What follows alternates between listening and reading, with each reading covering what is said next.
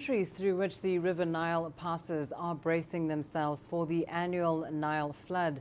There are concerns the floods are likely to be higher than average this year. In Sudan, the intense flooding has already killed over 100 people and damaged tens of thousands of houses. Ethiopia is bracing for a similar, if not worse, situation. As for Egypt, Yasser Hakim has the details.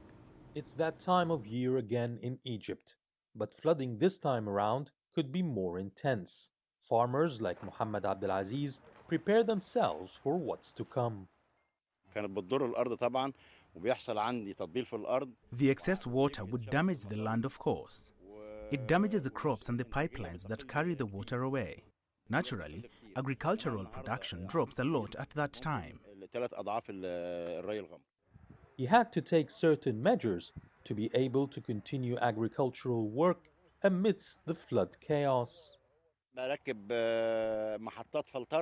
I install filtering stations in the land and use seawater for irrigation. I then add large amounts of fertilizer, which in turn cleans the water, prevents impurities, and feeds or nourishes the crops. The government too has prepared itself ahead of the floods. Egypt monitors the Nile River throughout the year and is on alert before the floods.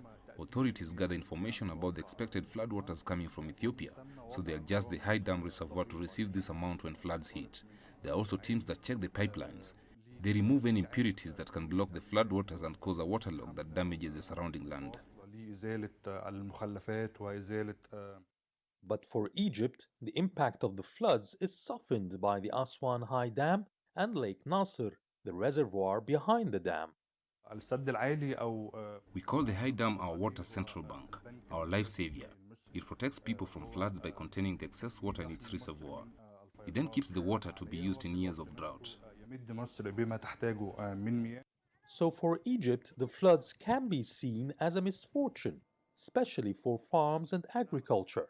It can also be seen as a blessing by saving its waters for a tough day. Yasser Hakim for CGTN, Cairo. Meanwhile,